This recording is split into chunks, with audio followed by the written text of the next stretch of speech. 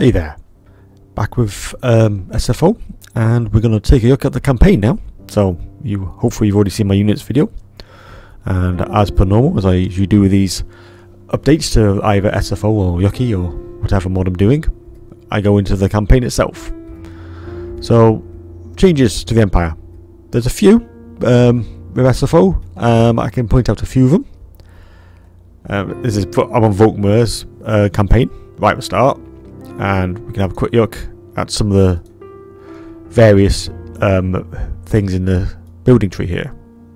So as you can see, much of it's the same, but as you've seen in my other video, there's the Wolfkin unit, and that means you got two different types of shrines, or in this case chapels, and you only build one of these if memory serves. Yes, only one. We're just building of a settlement in each settlement, so you choose whichever one you want to max out, and there's obviously various things you get for doing each one. Now because I'm on Volkmar's campaign, you get a bit more at the top of his tree, but we'll go through this one first. So you get the usual bonuses: Untainted, Public Order, each level, and then you get increased Untainted, you get a bit more melee attack, but yes, income, I presume, because you're giving more gold to the Altar of Ulrich, I suppose. You're using a bit of cash that way for donations, and then that's the top. And you also unlock technology, and there is a new tech tree which Venus and his team have created, and I'll go through that later on in the video. And also unlocks an ability, the Swords of Ulrich, own armies and province. I'm not sure off the top of my head what it does, I have to admit. I don't think I got that far in my campaign. So anyway, onto the Shrine of Sigmar. So similar to the one you get in the usual vanilla, with various things. So you get your Fragment, you got your Warrior Priest. This is where you unlock the excellent Sigmarite disciples, and you can see the stats there. As I mentioned probably in my other videos, there's a unit capacity in SFO, but these are for Yeet units. For your basic units, say your Empire Archers here, there is no cap to them, but there is cap to the more Eater units, like the disciples here. As another example, the artillery are also capped as well, if memory serves. It's going to make me AI now, isn't it? It is. I am AIing. It must be the siege. Yeah, the steam tanks. So they are capped. And I think I believe the unit capacity, you like a fish, yeah, base combat, it's they're capped as well. But on the whole, it's just the very high ET units, and for each faction it's different, so check it out when you go through your campaigns. Anyway, back to the Shrine, or Cathedral of Sigmar now. So unlocks a new technology, Untainted plus 12, more capacity for Warrior Priests, boost to hero recruitment, got unit capacity increase plus 2 to Sigmarite, and a few other abilities there. And you also get the Army of Sigmar, which I went through, and these are only for Volkmar, as it says in the thing. Very good unit. And the Inner Circles of Knights of the Griffins. Now I didn't actually cover this in my unit guide, because I couldn't actually find them in when I tried to look through all the armies. So I thought, right, I'll do a quick example here. As you can see, 900 gold, so they ain't cheap by any stretch of imagination. Let's have a quick look at a 2-tip. That's the army thing. There we go. Needs a monk, most nightly odious, blah blah blah. And they benefit from the Order Knight skill tech. So they're very hard hitting. That's a ridiculously hard hitting. Great armor piercing damage, great anti-charge. There's only 6 models, but they have high armor, silver shields. Have they got any special abilities? I think that's a special ability. Blood Roar, minus 80 leadership. Very handy indeed. So perfect flying cavalry tower, legendary unit. So it's very unique. Probably you need the other super mod, the units mod, which I have one at the moment. So just bear that in mind. Anyway, back to the tech tree. Well, building tree even. So we've got the Common Temple, Night Watch. These are the standard ones. I don't believe that is standard. And then the rest is pretty much the standard affair. So let's jump back to the main screen. And So yeah, that's pretty much the small changes on that screen, and a bit of a look in the building tree.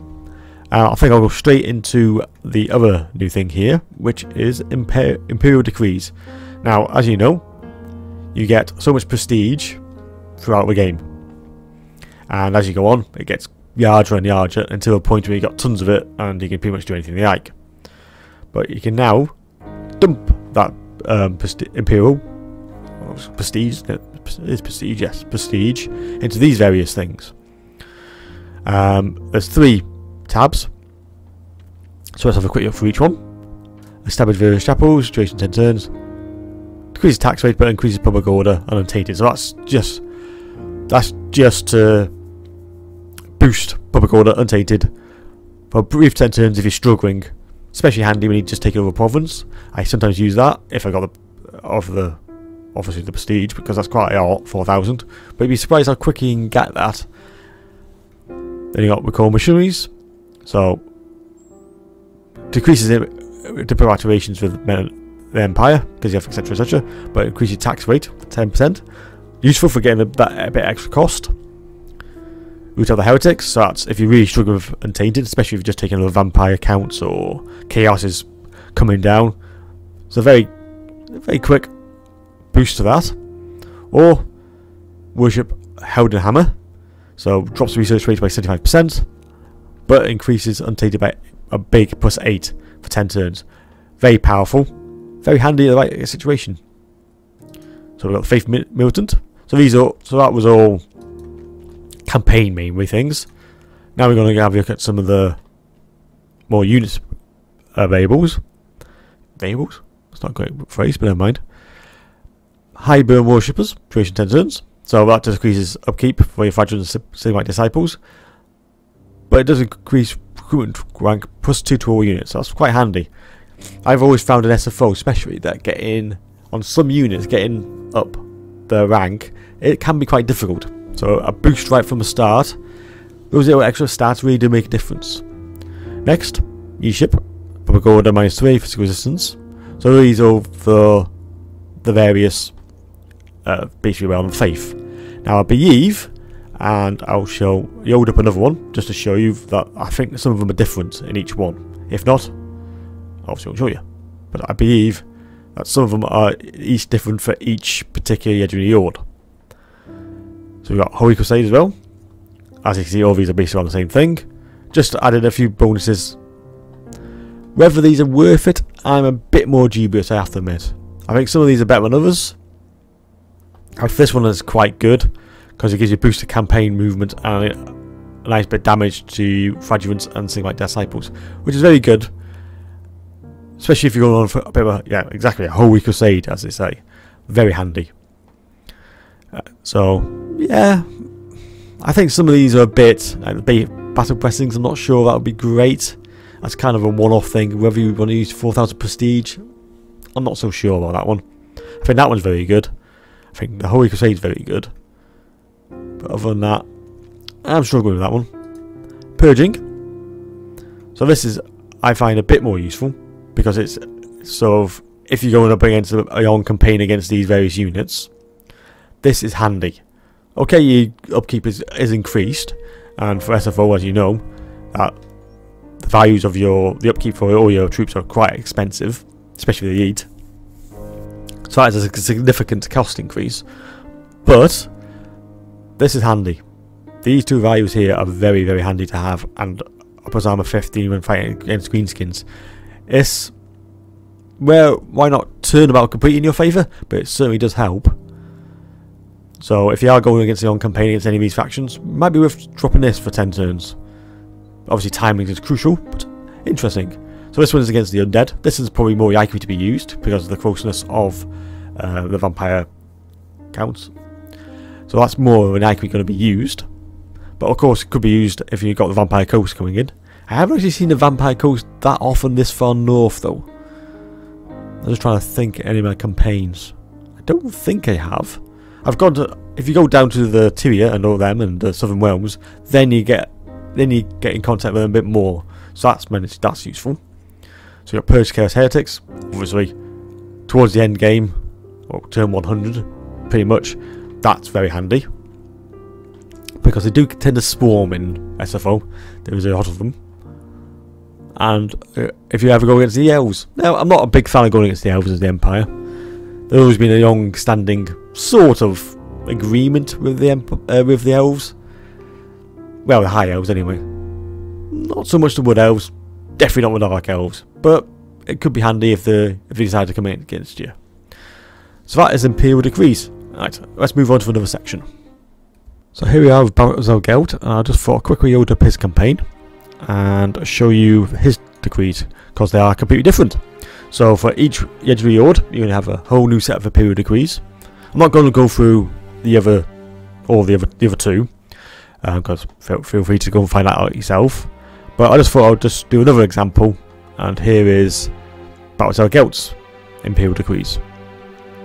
So, because he's a magic expert, and of course your metal is his thing, we've got a fair few various boosts to each of those. So you got missile damage, weapon strength, and armor.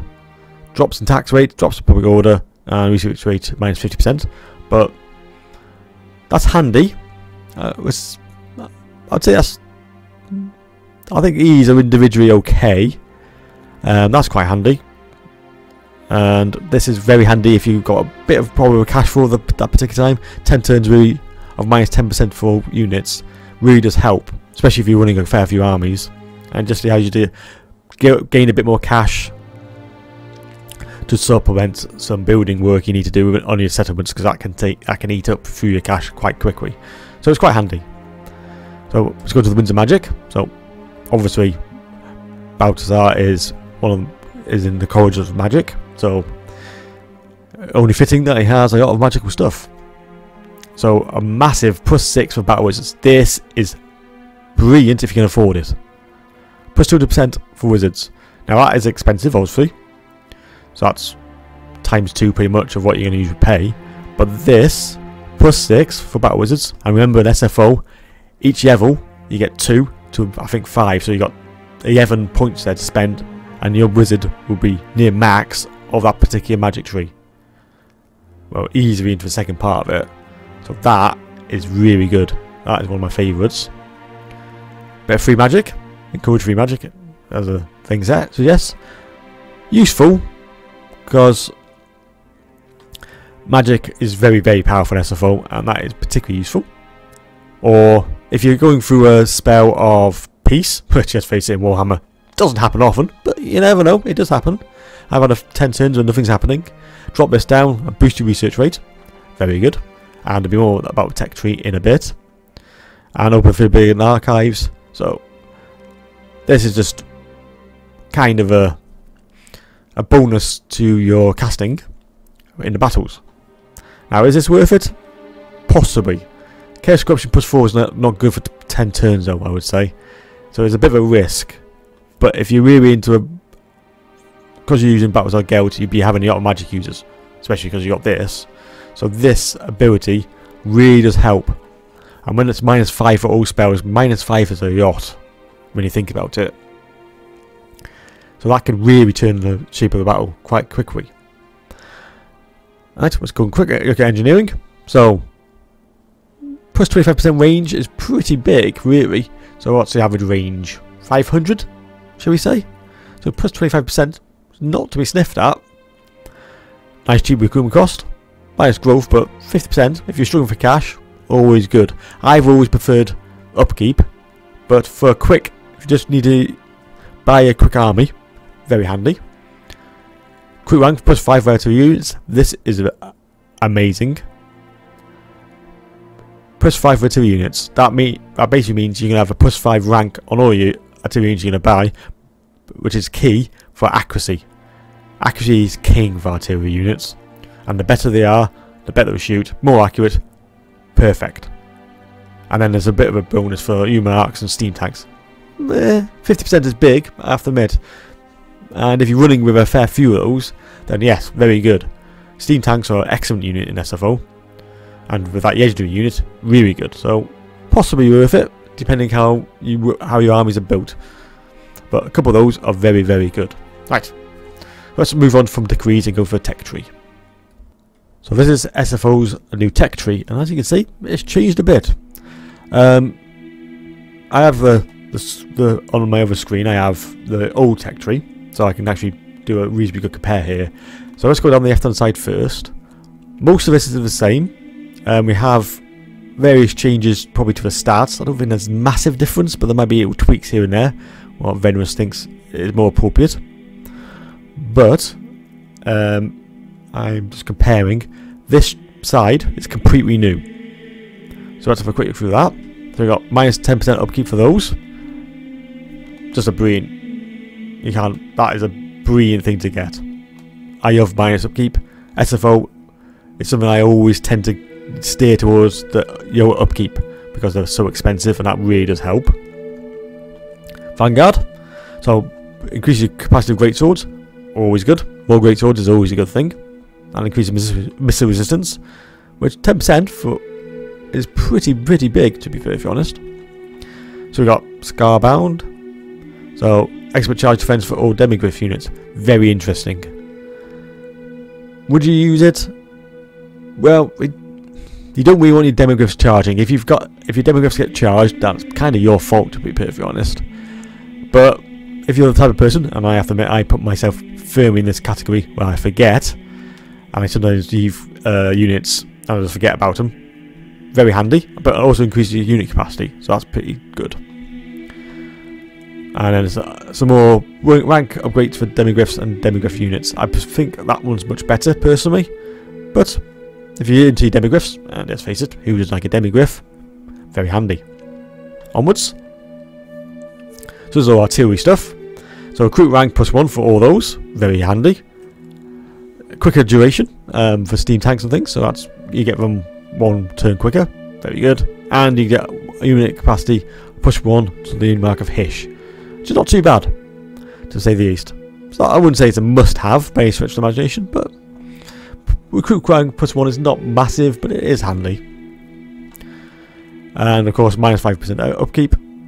Artillery units, some of them are quite expensive. Minus 5% is not massive. Nice steam tank, a nice speed increase, but you don't tend to have those ones running about the place, really. Missiles, plus 10% range for all missiles. Brilliant ability, can't mock that one.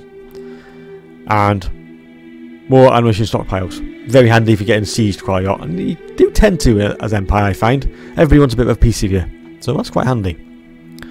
So onwards to the middle bit. So this is completely new. And all these are locked behind a particular building. So this one you need a city. And this one you need outdoor city. So bear that in mind. So if you don't have to start with Car France, then you need obviously Altdorf to have this. But fertility of all reaction counts factions +1 is big. Very good. And the Council of Elders. Council of Electors, sorry. So that's very handy, because triggering civil wars and secessions are real pain. And this update, which brought all this in, was a brilliant update. I hope we maybe go a bit further and just add a few more things. I think that'd be excellent. Anyway, moving on. So these are based around the buildings which I showed you before, Ulrich and Sigmar. And you just pick one you want. So, but you can only choose one of them. So if you're playing as Volkmar the Grim, you've got to go for Sigmar, really, haven't you? I think it's just right. But it's up to you. And I also allows you to choose one of the 4 faction army abilities, which is very good. I have to admit, I can't remember from the top of my head, but something definitely to look forward to. Quite expensive, though. And then we have Imperial Pantheon. So all these, common temple. I think all these are common temples to unlock. Let me just quickly look. I think they are. Yeah, they are. So let's go through them.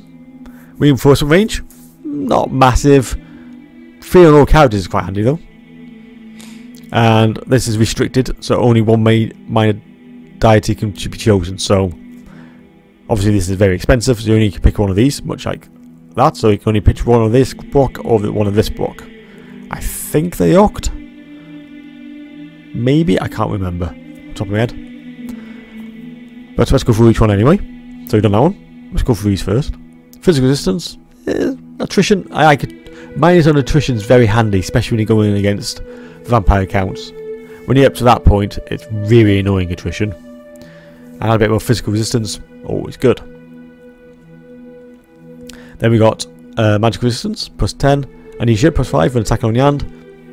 I wouldn't say it's a must-have. It's okay. As you can always choose one of them, I wouldn't say that's my top priority. Windsor Magic, always good. For your life. And casualty replenishment rate plus 10%. That is very, very good. Mainly for that casualty replenishment rate. Anything that boosts that, always a very, very powerful ability. It allows you to attack a place, and if you do well, none of your troops get hurt too much, quickly get them back, onwards for the next target, before the AI has a chance to recover. Let's go down this tree. So this is a basic research rate plus 40%, and that's a massive increase. And you get power order plus 2 across everywhere. That's very powerful. Growth plus 40%. Both of those speak for themselves. Very powerful. Even though I would say growth is not a massive problem for the Empire, still very good though. Naval movement plus 25% and income from ports. Very good. It's just sort of thing over my head. There's a fair few ports in the Empire. 4 or 5 maybe? Some of them very, very... There's a lot of money that comes through them.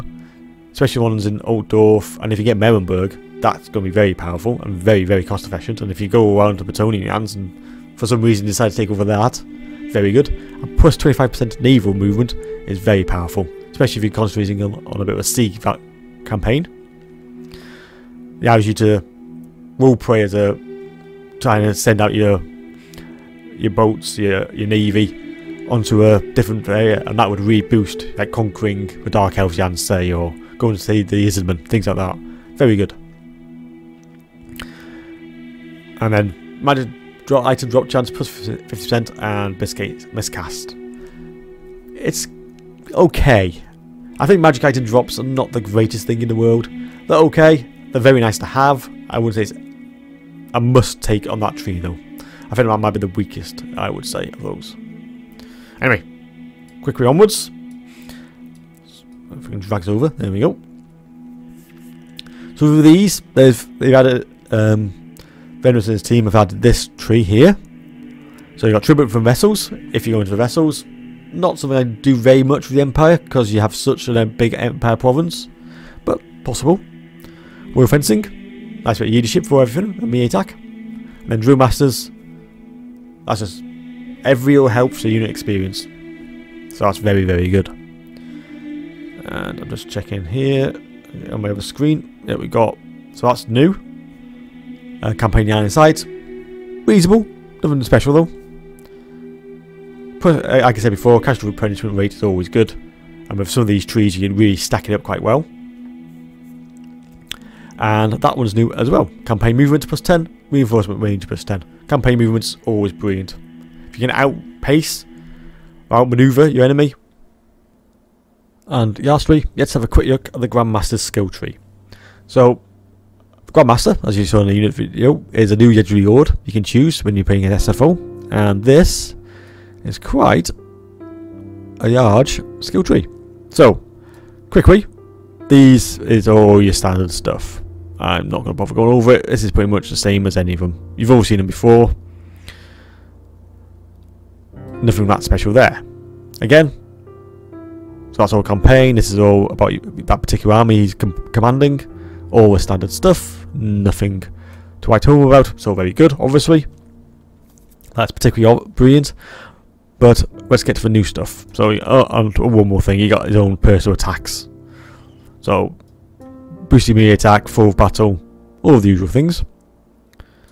Indomitable. Actually, these are specific to SFO. So, there we go. Right. So, as I was saying on the unit guide I did, each one of these Grandmasters can take a different mount. So, as you can see, as I hover over these, things on the F will change. Now, I believe once you select one, that's it. You're locked to that. particular thing. It will knock all the others out. So what does each one give you? Let's have a closer look. Now, if on my unit video, all I did was put all the stats of all the individual abilities here. But in here, you can actually get into the meat of it. You can actually take some abilities with you. So we got various things here. So each one you get a mount as standard, and you also get these various abilities. So let's go for each one and see what we can think of each one. So this one you get plus 10 represent, plus 10 weapon damage, plus 10 armor piercing, and can cause fear. Very powerful, and that's in allies around you. So a very, very good ability. And you can have a stoic or a silent. So that's just upkeep cheapness for Knights of War. Of course, the Knights of War and all these units are very expensive, so that's particularly handy. And you've got Knights of Blazing Sun. These are... is that what it means? Yes. So that enable ability means only when an amount enables that pure ability. And I presume that's the same. So there we go. So that decreases charge bonus around people and affects enemies. Very handy. And plus 10% weakness to fire, because of course as Knights of Blazing Sun you have fire damage. Very handy. Fire resistance for that particular army, and of course upkeep reduction, which I presume is going to be the same for all of them. So you've got Knights Panther, and also to be noted that this increases your capacity of that particular knight order. So bear that in mind. When you go into that, you get plus 2, which is very good.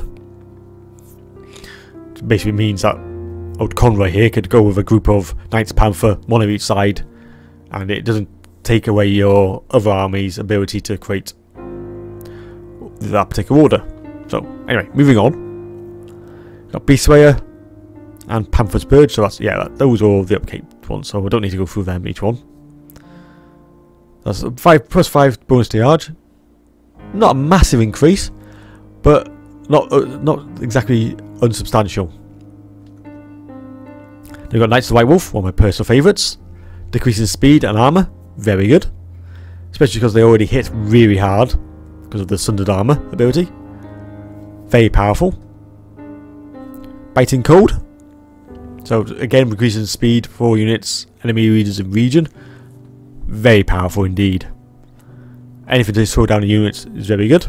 Even though most of the army is not the quickest. What is the speed of a White Wolf, by the way? 62, yeah. But not the fastest units in the world. If I just hover over some of these. Yeah, 68. These are one of the slowest of all the units, maybe because they got big hammer to wield around, so no wonder they're a bit slower. And then of course you got your upkeep. Right, moving on to the arse section. Got Rights Guard. Again, missile resistance and armour. Very powerful. Public Order. Very good.